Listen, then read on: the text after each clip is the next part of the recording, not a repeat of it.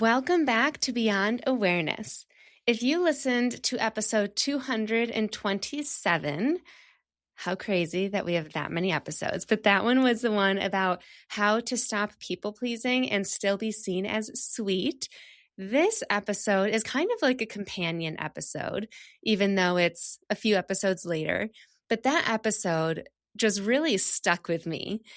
That episode, just a quick recap, we talked about sweetness and the reframe that sweetener or sugar can be used for joy and like saying what you want and letting yourself enjoy your life and like chocolate, or it can be used for preservation, like people pleasing and staying quiet to keep the peace. Or and like I don't know, Cheetos is what's coming to mind, like crap food. So today, we are going into the beliefs underneath the preservation side, the people pleasing, the staying quiet, and where that actually started. I actually journaled on the exact prompts that I'm going to be giving you, and they did not take me where I thought they were going to go. And so I want to share what came up for me, and then we're going to get into the journaling. When I think about not speaking up, I often think about my ex-husband and how he was likely the source of it. That's where my mind jumps to. But then I realized that he just reinforced the behaviors. He wasn't the start or the cause of it. And through the prompts that you're about to do, I took myself through a very specific current scenario where I realized that a lesson that I learned growing up was that a kid, or I shouldn't say every kid, but when I was a child, I felt like I must always respect my parents and not question them, but also like not question any authority figure, like teachers or anyone that had authority. And if I did speak up, it would be perceived as disrespectful and a burden. And I feel that deeply still. And so, but when I was little, I didn't speak up in those scenarios. I kept quiet in the classroom. I kept quiet really whenever there was any adult around, I feel like. I'm so curious what my mom would say and if she would agree with this, but that's my memory. And I kept quiet when other kids blamed me for things that I didn't even do. I just kind of accepted that. I kept quiet when I wanted things. I remember I got praised for being at a kid's birthday party, and I got praised for being the last person to have the kid whose birthday it was, to have them unwrap my gift because I was so patient. And in my head, I remember thinking, I didn't want to be last. I wanted to be first or even in the middle, but I just didn't say anything.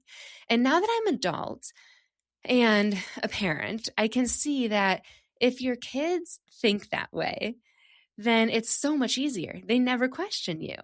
And it's not a burden. You're just a duck following, in a row. And as a kid, it kept me safe.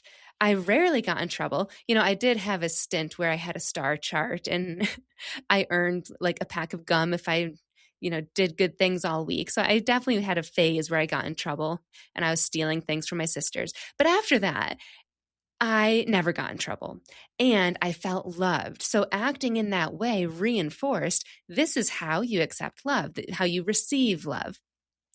But it cost me standing up for myself with friendships later on, with accepting unhealthy relationships, but also confidence in myself and in what I want, since I put everyone else's needs above my own. And I don't need to believe that anymore. I don't need to believe that every single authority figure or everyone older than me deserves respect, or maybe more so that respect equals not speaking up. I can respect someone and speak up for myself. I can speak up, ask questions, say what I want, and say what I believe and still respect that person. In fact, they will respect me more for doing that versus being a doormat. And this is so tiny, but my son is enjoying the show Scaredy Cats on Netflix right now. And there's a little girl who was gifted her deceased mom's magical necklace in this first episode. And the next day, she and her two friends get invited to a tea party held by two grown-ups who are witches, which sounds unethical saying this out loud. But anyways, two witches, because the witches want to steal the necklace. And the witches promised the little girl that they would tell her about her mom who passed away. And so that's why the little girl wants to go. And so when the little girls, her and her two friends, show up to this castle-like house, the witches give them everything they could want, like candy and all the things. And then at the end, they ask for the little girl's magical necklace. And the little girl simply says, "No, you told me that you would tell me about my mom, and you haven't told me anything about her yet. I'm leaving." And when I heard that, I was cheering for that girl internally and how she stood up for herself. Like, it literally blew my mind that she stood up for herself, thinking how I never would have had the balls or the ovaries to do that. And still to this day, I would struggle to find the words in that moment. And I love that they're representing that on TV. So today, we're going to dive into all the rules that we created to prevent us from speaking up, and end with a challenge to actually use our voices. So go grab your journal or open the Notes app on your phone or Google Docs, and know that these prompts build on each other. So try not to skip ahead, and also know that the prompts are in the show notes if you ever do want to come back to them. All right, prompt number 1. Think about the last time that you didn't say something you wanted to say.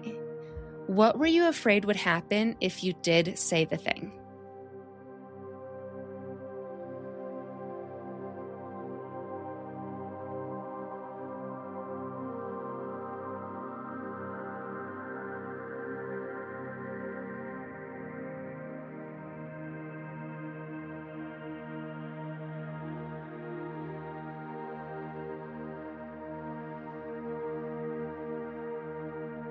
Prompt 2. Where did that fear come from? Not the situation, but go back further.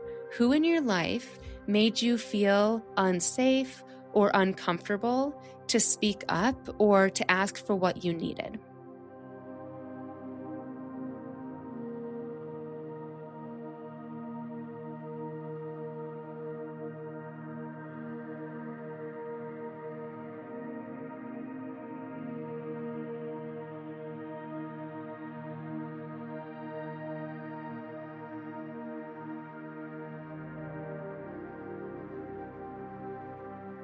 Prompt 3. What did you learn about yourself from that person or from that experience? If it helps, you can finish the sentence, "When I speak up, I am..."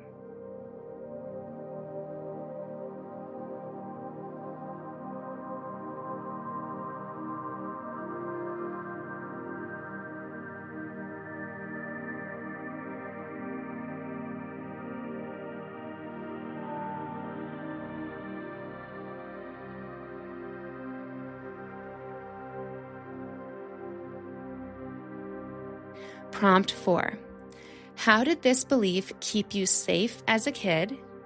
And what has staying quiet actually cost you?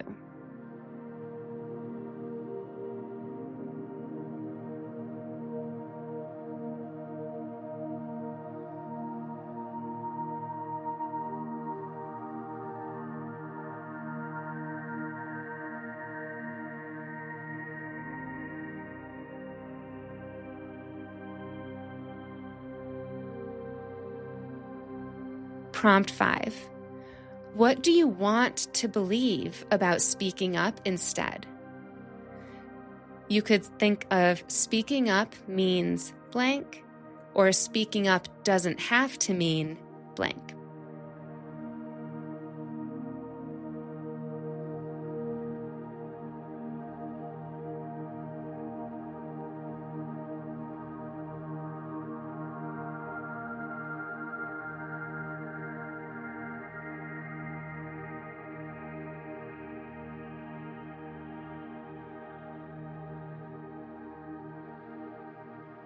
Prompt 6. What is one thing you would say this week if you knew your relationships, your job, or your reputation, none of it would crumble? Say it out loud or write it down. And this is your starting point.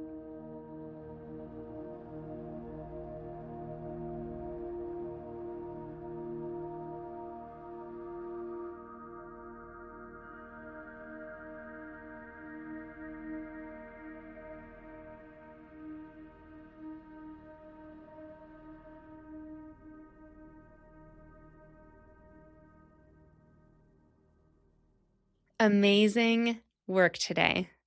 That is your full journal entry.